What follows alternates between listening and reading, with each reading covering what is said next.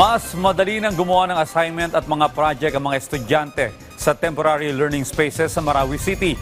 Nagagamit na kasi nila ang Starlink na ipinagkaloob ni Pangulong Ferdinand R. Marcos Jr. Makaraang bumisita siya sa Marawi nitong Lunes. Hindi lang yan, malaking tulong din sa pagtuturo ng mga guro ang malakas na internet at tiyakin ang dekalidad na edukasyon para sa mga kabataan. Si Janessa Felix sa detalye. Nawasak ang bahay ng magkapatid na Aslaini at Asmar sa nangyaring giyera sa Marawi City noong 2017. Napilitang lumikas ang kanilang pamilya at pansamantalang nanirahan sa barangay Sagunsongan, Marawi City. Damay rin sa nasira ang kanilang paaralan na nasa ground zero. Kabilang ang kanilang eskwelahan sa 5 paaralan na inilipat muna sa isang compound sa Sagunsongan na tinawag na Temporary Learning Spaces o TLS. Mahigit 7 taon na silang naninirahan at nag-aaral sa lugar. Pero pahirapan pa rin ang internet connection kahit simpleng signal ng cellphone. Kailangan pa nilang lumuwas sa bayan para makapag-research at makagawa ng assignments. Pero problema ang pamasahe, lalo't ang ama lang nila ang may hanap buhay. At para makatulong, nagbebenta sila ng pagkain at iba't ibang bagay sa eskwelahan para makaipon ng pamasahe. Sobrang hirap ng internet, kailangan po namin humingi ng pera sa parents namin para maka-wifi din. Pumupunta po muna kami sa town para makasignal din ng konti lang. Pero hindi nila ito kinakailangang gawin matapos magkaloob si Pangulong Ferdinand R. Marcos Jr. ng Starlink Internet Service para sa TLS sa Sagunsongan.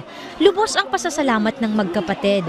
Personal pa na nagpaturo si Asmar sa kanilang guro kung paano gumamit ng laptop at maka-access ng mga research materials online. Salamat po, President Bongbong Marcos Jr. Masaya naman ang senior high school student na si Aslaini, lalo't matagal na niyang pinangarap magka-internet sa kanilang eskwelahan. Malaki pong nakakatulong sa amin po yun, sa amin mag-aaral dito. Kasi kahit papaano, naalis na po yung pagkaano namin ng mga wifi, yung mga internet po. Bukod sa mga estudyante, malaking pakinabang rin ito sa mga guro. Noon, puro printed materials lang ang gamit sa pagtuturo. Ngayon, pwede na silang makagamit ng mga interactive at video-based educational materials. Gaya ni Ginang Saria Ibrahim na nagtuturo sa elementarya. Very important sa educational process yung teknolohiya. So, napakalaking bagay po na nabigyan po kami dito, especially dito sa Sagunsongan TLS, ng ganitong gadget, laptop, at saka yung internet. Kabilang din ang Bango Elementary School sa mga nabigyan ng Starlink internet device. Kwento ni Teacher Faraida, dahil nasa liblib na bahagi ito ng Marawi City, hindi sanay ang mga bata sa internet. Traditional din ang sistema ng kanilang pagtuturo, lalo't dagdag gasto sa estudyante ang paggamit ng internet. Very different po, especially ngayon is malakas talaga yung connection. So mapapadali yung trabaho namin. Excited naman si Raisa Manso para sa kanyang anak. Mas ganado na kasi itong mag-aral dahil sa mga interactive materials na gamit ng kanyang guro. Ito ang kauna-unahang pagkakaroon ng internet connection sa paaralan. Kaya't lubos ang kanyang pasasalamat kay Pangulong Marcos Jr. Malaking tulong sa kanila kasi especially sa mga bata na mag-research sila, grabe yung malakas yung internet. Dati isa sa mga hamon ng mga taga-Marawi ang mabagal na internet connection. Pero ngayon, malaki na ang pagbabago na nararamdaman sa lungsod dahil sa pagkakabit ng Starlink. Mas mabilis na ang connection ng internet, mas malawak ang coverage, at mas magiging konektado na ang mga residente mula sa iba't ibang bahagi ng bansa at ng mundo.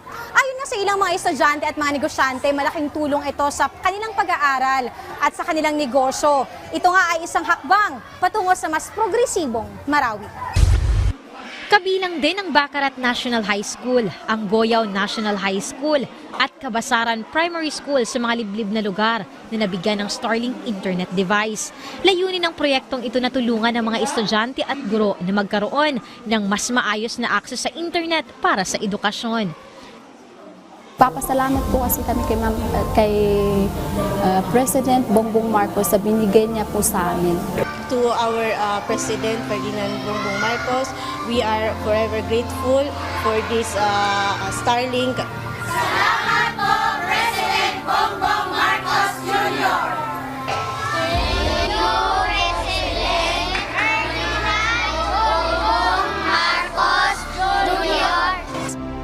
Janessa Felix para sa Pambansang TV sa Bagong Pilipinas.